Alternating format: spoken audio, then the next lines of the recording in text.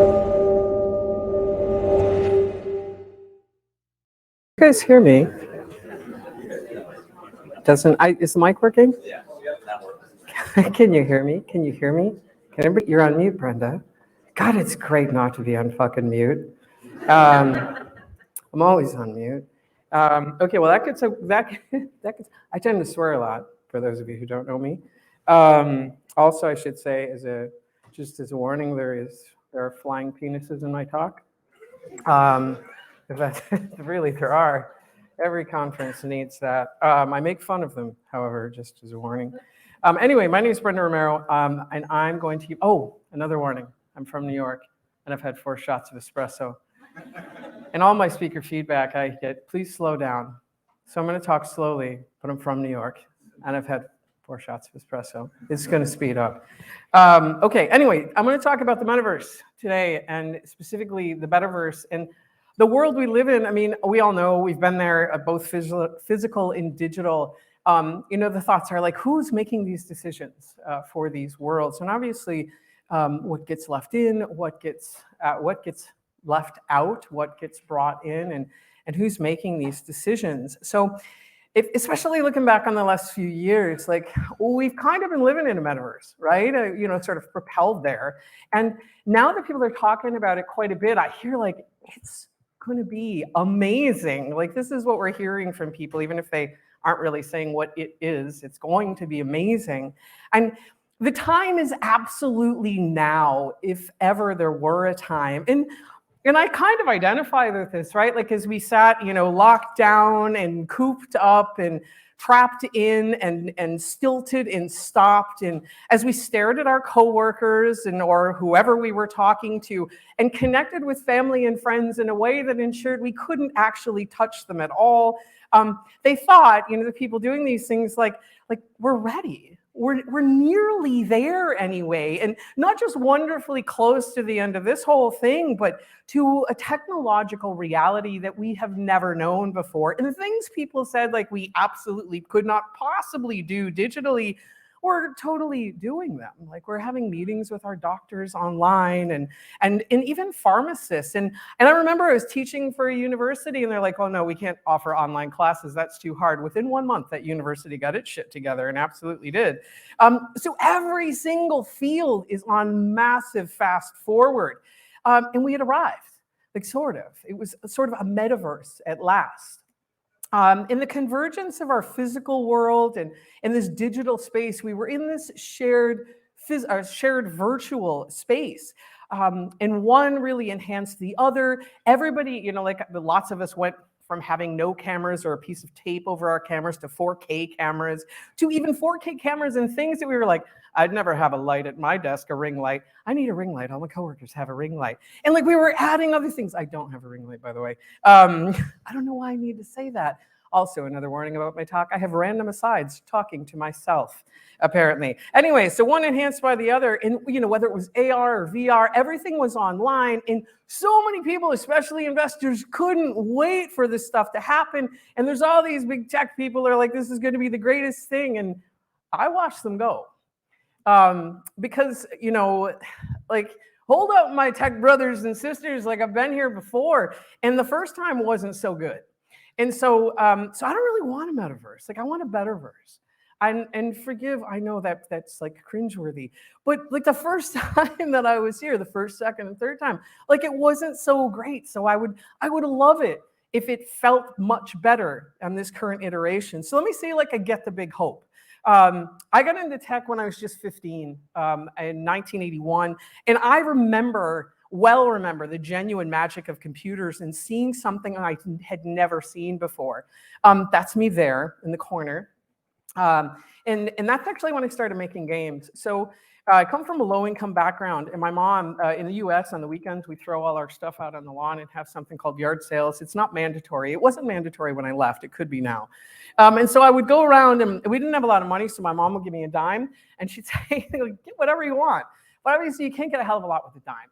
So what I would get board games. And usually there were board games that were missing some of their pieces. And I didn't care because I would collect pieces. And then the back of the board games, I would flip those over and I would create my own games. I'm sure that they were not great. I don't particularly care, but I love them. I remember when I was 10, a friend of mine got me a copy of Monopoly, which was probably my 5th copy of Monopoly at this point in time. But I didn't have any fresh boards. And I remember like opening the box, flipping it over and going like, what do you want me to make? And they looked at me like, what is wrong with you? And then when I was 11, my mother, my oddly Irish Catholic mother, well, that's not the odd part. The odd part was that she got me this, having obviously not heard about that it was Satan in a box. So my mother comes home also from a flea market, and she gives me Dungeons and Dragons. And this is a 1st edition. And it's impossible to overstate the importance of this game. To me, this was like a scaffolding to a very overactive imagination. And I discovered that I could create worlds, like I could go on adventures. And I think that's why when I first saw Stranger Things, which you can barely see Stranger Things now, but just pretend you're looking at Stranger Things. All of those characters were me. Like I was the awkward, nerdy, unpopular kid, and they were all going on adventures I wanted to go on. So by the time I get 14, I pick up Rollmaster. And I did not particularly like its encumbrance statistic and how one had to calculate it. To me, it felt kind of like this. And so I decided to just, I'm a game designer, this will make it apparent. I decided to just slightly change encumbrance, which resulted in me needing to change everything else in the system. And so being a designer, I just rewrote the entire system. I don't still have that, so I get to remember it as a work of genius. I'm sure it wasn't. But anyway, so I rewrote the whole system and I played it for a couple of years. So now like we're up to 1981, and in 81, I get hired by another game developer who was 16 into the game industry. And this is the first game we made. It was Wizardry 1, Proving Grounds of the Mad Overlord. State-of-the-art graphics, lots of shaders going on there. But anyway, this in 1981, that kind of was state-of-the-art. And I loved it. So Wizardry was a lot like D&D.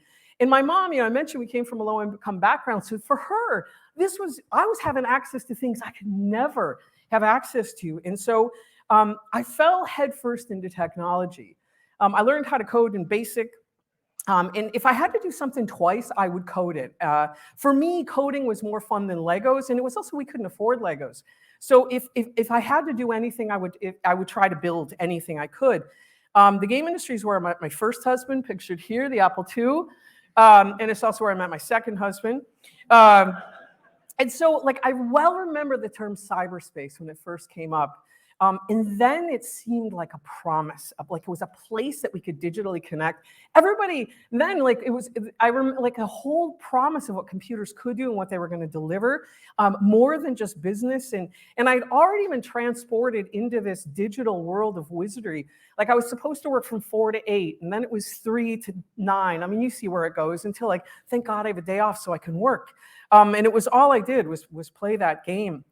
And so, so the term was originally coined by William Gibson in 1982 for an article he wrote in Omni magazine, and he called it a consensual hallucination. And then he greatly expands on it in Neuromancer in 84. And he also warned us about like this dark side, the AI going wrong. Now, mind you, at this point in time, 84, I had yet to play as a woman in any video game world. And where humans were present, you can exclusively play as a man. In fact, you can play as all these things. You can play as Godzilla, a ball, not just a mouse, but a fucking police mouse. You can play as a ghost, so long as it was a male ghost, right? You just can play as a woman. You can't play as a woman. And so like that's a big problem to me, probably to many others. So I didn't actually get to play as a female character until 1987. She used to play as a female character. Anybody have a guess? Not you, John, because I know you know the answer. Anybody have a guess? No, because you couldn't choose to play as a female character. You're going to be, so if you had a choice about what character you could play, you could not choose as a female character, but she was pretty rare. And I remember, sorry, sound guy. I remember, I certainly Miss Pac-Man was one of my big loves, but no, this was a PC game. You could choose to play as a character. This is the game. Of course it was. It was Leather Goddesses of Phobos, right? Like, of course it friggin' was. That was the first game that you could play as a female character. And like, so people are like, well, Brenda, like the game industry just like started, right? No, it had been around for a while. And in fact, the first digital game goes back to 1954. And nothing says you don't belong in my metaverse, like not being able to choose to play as yourself. And like some of our most beautiful characters, this is Aiko. I love this game. I think it's a great game, but basically, like, this isn't exactly the strongest female lead. In fact, she's so unstrong that she basically gets dragged around through the world by her hand. And even our most iconic characters, like Princess Peach, like she needs to be rescued. Like, what if Princess Peach was like, hold up, bro, I've got this. This will be cool. Or my favorite slide of the whole talk. What if she said, like, could you imagine? Could you go here? I'll just imagine. I can't do this with a straight face. All right. But what if like she was there to rescue him? And it wasn't just the 70s. Like this goes up right up till today. In fact, if you Google game protagonists, this is a first half of the image you get. So vaguely, slightly angry white guy with he forgot his shaving equipment. He's got a scar from maybe he's slightly angry about whatever he's got a scar. All of them have the same haircut. That's the first half. That's the second half of the image that you get. Right? So like nothing says like you don't belong if you don't look like that. And like even in 2014, so these are some more recent examples in Assassin's Creed Unity, and there's maybe some devs from Ubisoft here. I highly doubt this was a developer decision. Ubisoft abandoned women assassins' work on them because it required additional work, so they had to cut them. It resulted in some of the greatest cosplay in our entire industry. And then a tournament that was actually not associated with Blizzard just decided, like, look, we're trying for the Olympics. And so literally, so they wanted to make sure like men's teams and women's teams, and women can't play with men, as if we really click a mouse fucking harder or something, right? Like it's so stupid. So anyway, Blizzard intervened and that got straightened out. And this is from last week. This tremendous piece of fuck off is from last week, right? Which is this men's esports team posts how many drinks to take them home. Like, you know, that was last week. Anyway, and when we did start appearing in virtual worlds, this is kind of what we looked like, right? And so, like, I don't know about you guys, but if there's danger in the house, I don't go, hold on, I'm going to get my chainmail bikini, and I'm going to go take these fuckers out. For those of you who showed up late, I swear. Anyway, so if you look at, this comes from a book by Sherry Grainer-Ray called Gender Inclusive Game Design. Fantastic book. So making a hero, both male and female avatars often have physical exaggerations. So for instance, men will show large, you can see what the things they show. Women have large breasts, impossibly high on their chest, slim waist, and they're just sort of like accentuating these features to build this hero form. But uniquely among women, they also show signs of sexual receptivity. And so what that really means is among women only, female characters only, although all, regardless of your gender, all genders do this. You know, they have heavy lids, heavy breathing, erect nipples. Probably nobody thought, wait a minute here, flying penises, erect nipples, and I'm only getting warmed up. There's many more things coming. Anyway, so only female characters, and if we look at this character thinking about those things, you simply do not see those things with male characters, except even if they are the same. And then like there's many other characters, like some of my favorites, this creature who causes, I'm pretty sure, most people pain when I think about it. Like it looks like she has like a water balloon accident or something waiting to happen, or this character. And they're in kind of ridiculously provocative outfits, right? And if we look at male characters in games, this is what they tend to look like. Right? Like they're like actually prepared for war. Like imagine if they look like this, right? Right, like if that's what male characters look like, I bet you people would change their, yeah, anyway. So I well remember my first trip into an actual metaverse. So this was Second Life. To me, and at this point in time, I was largely playing single player games. And so I remember like just, it was weird. It was weird and wonderful seeing other people walk around. But even then, I noticed like all these people, it might be slightly hard to see, but every single one of these women, the women in this world, they're dressed quite provocatively. And it was sort of a standard costume. And I remember Anish Chung. So she was a woman who'd made a killing, like an actual, not an actual killing. She'd made a lot of money, is what I'm trying to say, in virtual real estate. So much so that Business Week actually put her on the cover. And then she appeared in a talk show. So CNET hosted a talk show of her. And of course, this is what happened, right? So her talk show, there's the flying penises, as promised. And so this is what happened. Now, just imagine if you were there, like it's funny to see this, right? But she was mortified. absolutely mortified. And this is the very first time. I'm sure it's not well, TTP is an acronym for a reason. But anyway, it was a problem. For sure, she was mortified, and that ended up being the big story, not what her career had done. And if you are a person who's not white, if you're LGBTQI, people struggle to find themselves in games at all. So in the original Sims, gay characters could not marry or even fall in love. And the game Bully, I don't know if you guys remember this game. This game was mired in massive controversy because, brace yourself, guys could kiss. I know, terrifying. Think of the children. And then in World of Warcraft, there was a guild that was getting harassed, and the guild's name was the Gay Boys. And so the solution that they came up with at the time, not the Gay Boys, but the community team, said, we suggest you change your name. That will solve it. So in other words, get back in the closet. It's for your own good.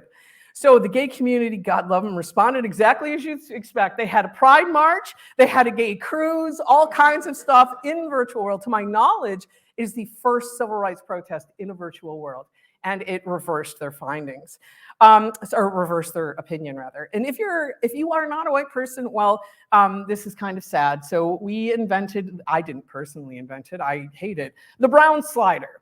This just means we'll take a Caucasian person and make them look darker.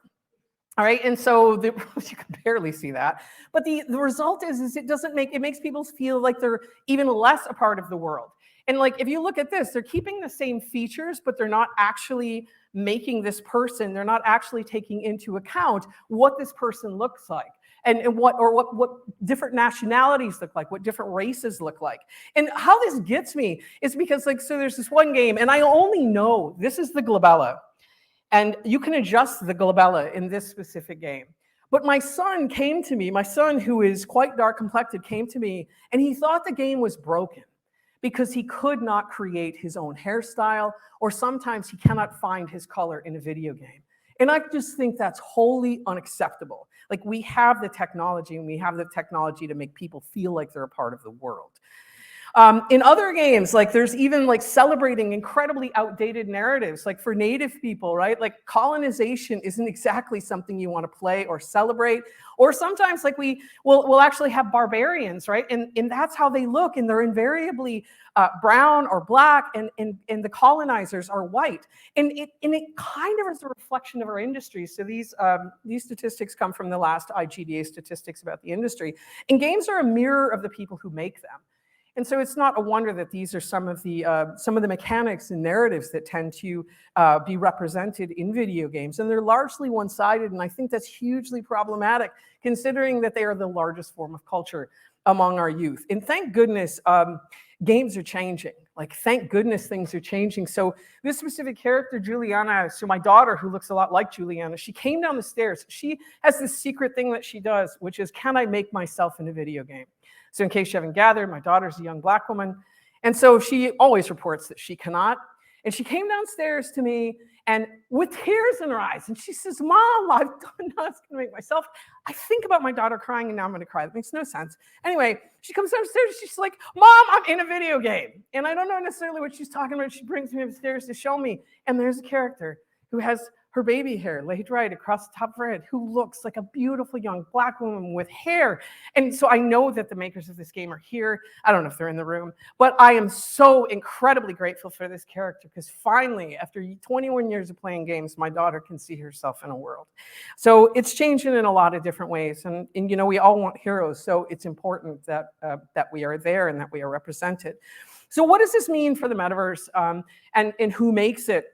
The world we live in, the societal considerations, the cultural considerations, the metaverses are mirrors of the creators, and what gets left out and what gets brought in, those are the people. So how do we build a Betterverse? I think first is diversifying the makers. So the reality is that, now I'm just going to speak from my side, there are millions of women in technology. There are millions of women, and we are half the population, slightly over. So 59% of the Silicon Valley workforce, yet we are less than a third of tech workers. And of the tech workers, only a fifth of us are in leadership positions. So our influence on product and product development, and you can just extrapolate this for yourself and how well you're represented. And so the results are non-trivial on all kinds of things.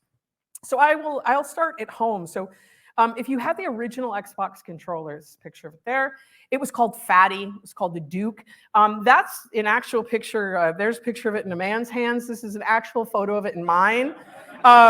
It was monstrous. Like, I don't know if they expected any kids to play even. I don't have really small hands, but it got some awards. And eventually the Japanese controller was released in all territories. And hand sizes obviously do matter. So if we take a look at the average hand sizes, and you could think like, well, that's great, but our controllers are organized. But think about phones, right? Like, because obviously the mobile market is huge. And so as phones keep getting bigger and bigger and bigger, Apple actually discontinued the phone that fits the best in a woman's hand. So while this looks great in marketing, the reality is safety-wise, actually the smaller phones are better. It is easier to play on smaller phones if you have a woman's hands. And so designing for the biggest mobile screen possible is actually leaving some percentage of people out. So people had some comments that you can build a spaceship of a center, but you cannot... you can't have childcare or other things. Anyway, there were some comments on that. So what's considered standard size should actually account for all the customers. Another thing, on June 3rd, 2019, Apple introduced cycle tracking. I thought this was absolutely incredible. So basically it tracked people's periods and their fertility windows. And so obviously this is a great addition. And what I was curious about is, why did it take 5 years? So HealthKit had been out for a long time. Why did it take 5 years for that to happen? There were at least 2 billion women or people who identify as women that are capable of being, whatever, I'm just make. There are at least 2 billion people with uteruses that are able to do this. And even friggin' Disney talked about it. Like, so Disney actually had a film where they talked about the reproductive process. And incidentally, just in case you're looking for trivia, it was also the first documented use of the term vagina in a film. That will win any trivia contest. Even with, it also got into our AI. So if you know of Amazon, like obviously they're big about recruiting and they're also big about automation. And so they went through 10 years of emails to actually find out who applied, who do we hire, who do we not hire. But the thing was, is their pools of applicants and their pools of hires were overwhelmingly men. And so the result was, is if you had something like, women's lacrosse team or women's hockey team or something like that, you would be decremented. Or if you were from a woman-only college, you would be decremented. And even when they excluded this from the AI, they couldn't say that the bias didn't remain. And so they basically just got rid of the program in 2018. And then there's GitHub. So GitHub did some academics did a study on GitHub, and they found out, I thought this was pretty great, women's contributions were rated higher and accepted more often than men, which was great. But if their gender was known, it dropped by 20%. And so, it's just obviously there's a bit of, that's an issue. And it's a whole other world. Like Snapchat has struggled with filters clearly designed for white faces. There's also been, Zoom has had issues between Zoom bombing. And this is probably, I think, the most horrible one. So there's this specific academic, and he was having issues getting Zoom to work right. As you can see, he's decapitated. And so his coworker said, hey, can I talk to you? Like, can we try to figure this out, see what's going on? It turned out that when they put a globe behind his head, his actual head showed up. And I'll leave you to figure out why. So basically, the color of his skin was not being recognized by Zoom. This has since been corrected. And they've also found like facial recognition systems are trained on white faces much more so than on non-Caucasian faces. And it results in people going to prison who should not be going to prison. And other things that are just, with these things that I'm pointing out here, like this isn't just, I'm not cherry picking things. Like there's loads of these things out there that you can find. I'm not actually going deep. This information is everywhere. And while this is exceptionally disheartening, I also believe that it's quite literally engineered. Like all of us belong here. And if it's engineered, I know that it can be changed. And if the makers are in the mirror, we will create better worlds. We will think of these things. And getting to equal, it's like, I'm not saying like, oh, that's it, throw out half the team and bring in other people. It's making sure that we have the most well-rounded team possible, because study after study after study shows that diverse teams make better products. And I find that in my own work. And we need to clear away the barriers that are keeping people out. So what I say are those barriers and those myths. So as a woman, I will speak to my experience. There's absolutely barriers that could have kept me out, and myths I could have chosen to believe. My favorite one being girls don't play video games, which is obviously just not true. This was great, and a great story. My daughter, who has played video games since, technically in the womb, because I did have the controller here. Anyway, so my daughter, she played a lot of Super Smash Brothers, and I brought her to a tournament, and she asked if she could play. She was 7, and she came in 3rd in the whole tournament, and she beat a 17-year-old guy who he knew he'd been beaten by a 7-year-old girl in pigtails, which admittedly could potentially be humiliating. She turned to him and said, "Good game," and he just got up and walked away. But for the rest of his life, he gets to remember it. Anyway, and so like this notion of girls don't play video games is not even true. In fact, women own more consoles than men. And in fact, Hispanic and Black people play more games, which explains why in a Hispanic household, which I'm also in, we probably have multiples of every console. And anyway, so it's simply not true. Another one I used to hear is girls are not good at math or IT. Just a show of hands, how many of you have been told that just the field of IT, the field of computers, was not something that women should go into? Anybody? Yeah, so I'm so glad you're here. Yeah, I heard the same thing too, which is clearly not at all true. Like, women are good at math, and they're good at IT, and they're good at computing. In fact, what you're looking at here, these aren't, well, they are women, but these were actually computers. That's what this job was called. If you put stuff into a computer, you were the computer. That thing is a machine. And in fact, programming jobs were advertised to women specifically because, now this is the part that's a little offensive, they required menial, detail-oriented labor. And it seemed that women were the perfect fit for this. These aren't my words, these were in the ad. And in fact, IBM, up until the 70s here in the UK, measured code in girl hours. And there's loads of evidence here and there at one point in time that women were actually the majority. Also, there's this amazing case in Dundee, Scotland. So I'm sure many people got their start on the ZX Spectrum. This computer was entirely built by women.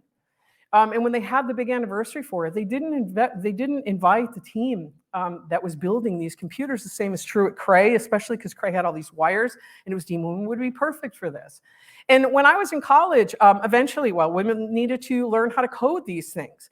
And when I was in college, we started on 6502, which is what's here. And I don't remember being the only person, the only woman in that room. In fact, there were a lot of us.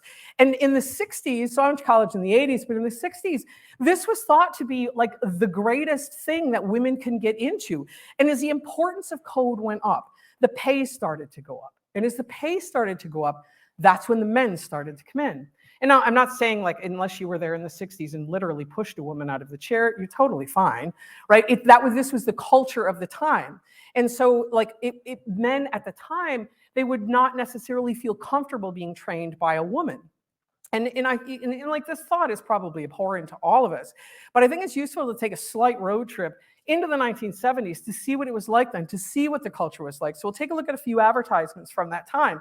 So in some countries, you couldn't even work if you were married in a woman. Here's an ad from Weinberg Shoes, keep her where she belongs. Another one from Legs. This is actually when he's standing on a woman who's somehow been turned into a tiger carpet. And this is actually not, this is advertising pants. Can you imagine that meeting? It'd be great for the pants that we have. Let's build a tiger carpet out of a woman and have them stand on her head. That sounds fucking great. I think we should do it.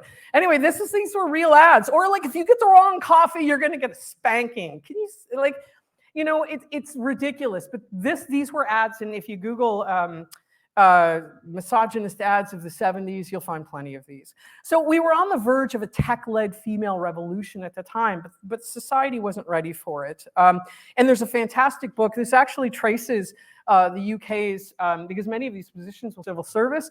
It's called Programmed Inequality, and there's so much good stuff in there. And if we're talking about the metaverse, women literally built its foundations.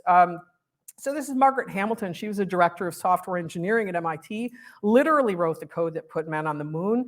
And she did this while being a mom. And she often had her daughter in the lab, and her daughter found a bug. And NASA said, our engineers, our astronauts would not do that. Well, they did, and they've made a movie about it. Also, women like Lois Mitchell, her work was instrumental to Fortran. And then there's Kathleen Allen, who wrote the optimizing compiler, for which she won the Turing Award. Sometimes I'll have people say, yeah, but did women do anything super hardcore? How about the first assembly language?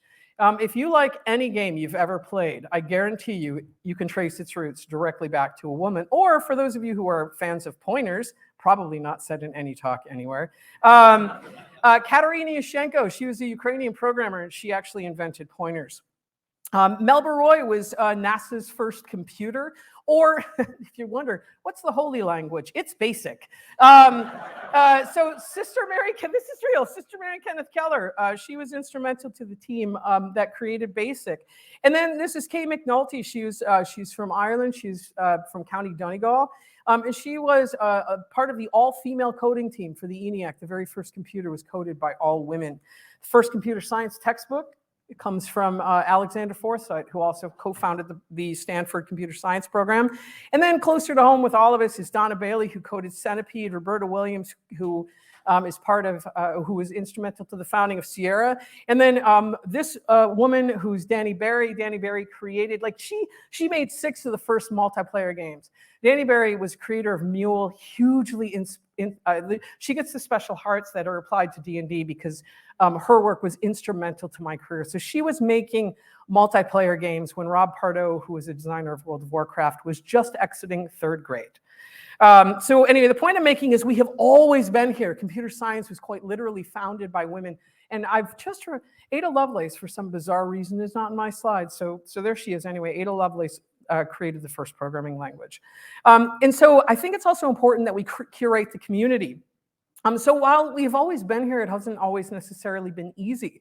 There have been death threats and swatting and personal information revealed online. And this is like just the stuff you know about. Behind the scenes, like I've heard so many different stories. And that's where you get the real scary stuff. And I haven't been exempt from this as a woman on the internet. It's one of the more dangerous things I do. And I remember like this, well, I don't even remember. I was a woman on the internet. And so this guy pointed out, she's the wife of John Romero, creator of Doom, so that would mean her husband could snap her neck if he wanted to. No, but he could teach you grammar, and he could teach you spelling, right? Like, so these, yeah, anyway. So this certainly have not, you just have to turn your back from it and shut the door on it. Because going online, can be like opening a garbage can and breathing deep, and nobody wants more of that. So it's a world of disinformation that really divides us from one another. So I think it's critical that we curate communities, and that curation should not favor people or profit over people. So that's kind of what I want. Like, that's really what I want. I want a metaverse. I want a Betterverse. Because for the first time for me and many others, it just was not so good. So I hope we do it right this time. And that we don't forget people of color and put people into boxes that they don't want to be in, that we make them choose their gender. Do you want to play as a female character or as a male character? What if that's not your gender? Like in the last game I did, we just decided you can be any gender you want to be. And we left that entire selection out because you don't need to do that. People fit into you. They don't fit neatly into any envelopes, and hopefully our metaverses aren't going to force them into one. And where we welcome the differences of both the creators and the people, and that the world we create is a reflection of the teams who hopefully also look the same and what we want others to be. So I want to be part of a metaverse where people can't be attacked without recourses, or where conspiracy theories can thrive and survive. I want a better world where the price of admission is not beyond the possibility of many, but instead lets everybody in. And that's what I want. I want a Betterverse. And I hope that you guys have enjoyed this talk. And just, we're hiring.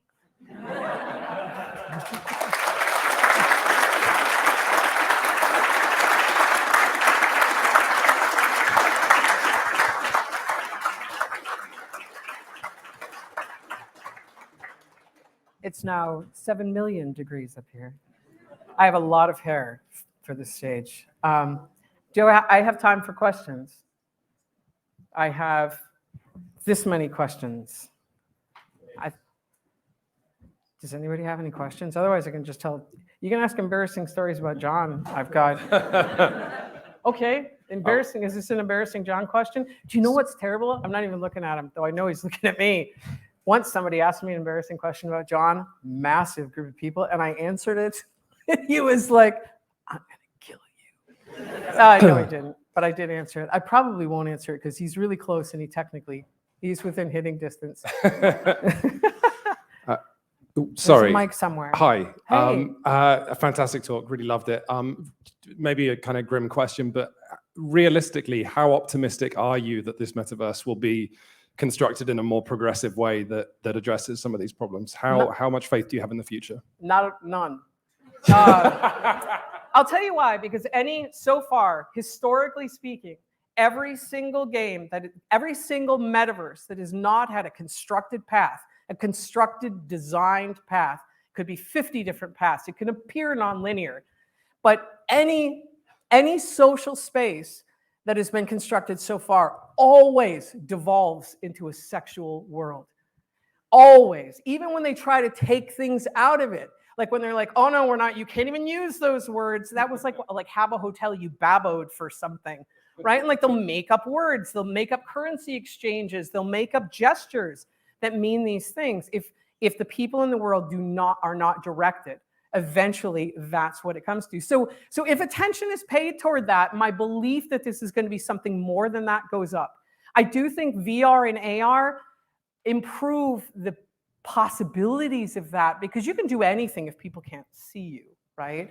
But I have seen, so it would take like when our first metaverses first appeared, metavi, I don't know what the plural is. Anyway, when those things first appeared, there really wasn't a tremendous sense of community curation.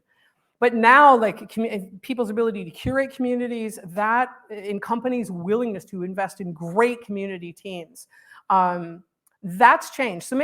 So I shouldn't say none. I was like, I'm mediocre to lukewarm. Like we have all the ingredients we need to actually do it well, which would not have been true in any previous iteration. So maybe it's possible. Well, Brenda, that was inspiring and uplifting. Thanks. I'll answer my own questions. Yeah. Do you think a lot of this like lack of diversity is going to speak into the market? So far the question was, do I think the lack of diversity? Do you think that Whoa.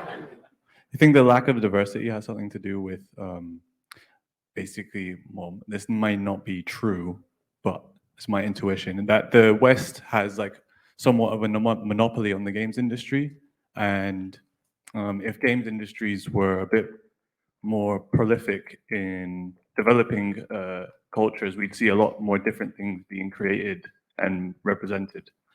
Absolutely. I think a lot of that is the heart of it, right?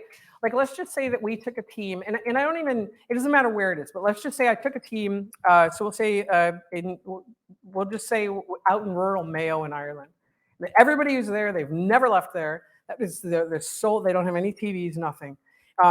They're going to make games that are about their experience, right? And so if your cultural experience, if you and everybody on your team is part of that, that's what your games are going to reflect. So I don't ever think it's a case, well, who knows, maybe it has happened, but I'd be really surprised if a dev team was just like, no, you know what, or no women in this game anywhere at all whatsoever. But when teams are diverse, you start seeing those suggestions. So for instance, like in the game I just worked on, Empire of Sin, so I'm 55 now, and I wanted to see an older woman kick some serious ass. Right, so John's grandmother, she was a madam in Nogales, Mexico, and she's a badass. And so I put her in the game, and so you could play 70-year-old grandmother, and you were a badass in the game, and I loved it. And it turns out other people liked it too. So she was Spanish speaking, and I got letters from many Latina women who said, "This is the first time I've ever been able to play as a Latina woman in a game." And we also just got a message the other day too, because there's two. My husband's native. He's Jesus, he's Yaqui and Cherokee. And so we wanted to have indigenous people in the game speaking their native languages. And so we did. And, you know, I can say, you know, that wouldn't have occurred to me before. And even, you know, so I think the more diverse your teams are, the more you're going to see these things. So like what can we do to encourage those diverse cultures and making games more accessible for those people? Like, so what can we do? Well, I can tell you some of the things that I do. I speak at a lot of events, specifically targeting young women who are at either like first level or second level, so grade school, up to second level high school, trying to get them interested in tech. We do internships. We also have done work with the Navajo community. So I do a lot of outreach that way. I think, though, the biggest change has been the internet and the sharing of knowledge. And then when I get started in games, like, you know, buckle up. You better learn assembly language because Basic's not going to get you very far. Now we have Unity and Unreal, right? So that gets people a whole long way. And if they make a game in the middle of nowhere, they can release that game to the world or join a community of people. And it doesn't matter who they are, what the color of their skin is. So I think, you know, these last 10 years are pushing that a long way. So I think it's happening. It's not going to be necessarily any one thing I do or anybody does. Yeah. Yeah, absolutely. And when they see themselves in games, then, you know, maybe they'll want to make them too. Are there any other questions? Here. Hello. Where are you? There you. Hi. Sorry. I work from Cromwell. We're in blockchain since 8 years. So like whole Bitcoin is 10 years old. And so I think that we've been here quite early. And we made the first NFT protocols in 2014 and stuff. And I think I really saw this industry coming along. And I would say it's actually an industry made by the outcast. It was people like from all around the world, quite literally. The main hubs are like in Asia, they're in South America, and all around the world. I worked on many projects now on a metaverse. And the cool thing of decentralization, which is where crypto funds find the foundations, is that you don't need to be anyone. You're just an address. You're like an avatar. And I work with many people without knowing their gender, where they were coming from, and everything. And I really think that metaverse is, in many ways, much more inclusive than what I can see in the game industry. So I would like to know, why do you assume that the metaverse is going to be the same as other industries, when actually the whole mechanism that is found over decentralization is going to bring more possibilities to the people that don't have the privilege of being born in the right countries or with the right capitals or with the white color of the skin? I think the reason that I feel that, so in 2006, I did an exhaustive research project, which resulted in about a 400-page book called Sex and Video Games. And it studied virtual worlds and the things that people did in virtual worlds, even if those worlds were not specifically about games. And so the course of human behavior tends to go toward that, regardless of what that virtual space is. Sometimes an anonymity can actually create more opportunities for hostility. Now, all that said, we didn't have any community teams at the time, and especially in like Web3 or NFT communities, those are pretty heavily curated as well, right? So I don't know, like at this point in time, I've been in games 40 years, been making games 40 years. I still have hope that things are going to go well, but when I talk about metaverse too, I'm talking about our game metaverses as well. I would be delighted to be proved wrong. And when I say my goal in even giving this talk is just to say hey, by the way, we've been here before, just remember these things and let's not do them this time. I'm hoping for an iteration on past things that we've done. Hi, Brenda. Hey. My name's Alex. And I've worked as an actor in a lot of these games. And one of the things that I notice is it's not about having more women at the lower levels. It's very much about having women at the levels higher up. And sometimes I will step into the booth and I'll see a woman with her tits out and I'll go, oh, wow. So I've got my tits out, huh? Whereas all the other guys are wearing armor and there's this kind of oh, we can't say that, they're the client. But unless I say it, I realize that genuinely no one has challenged like the visual department or the narrative. I will be the first woman to say that. And there's like this shock.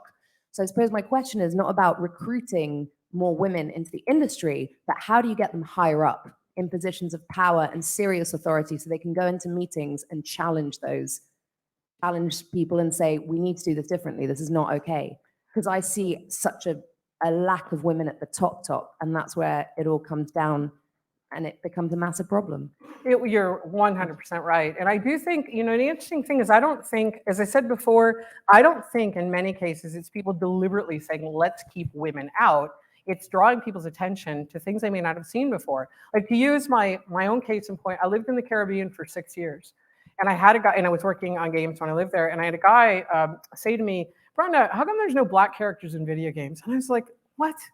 There are two. And then my brain starts working really hard, like really, really hard. And then I was like, oh my God.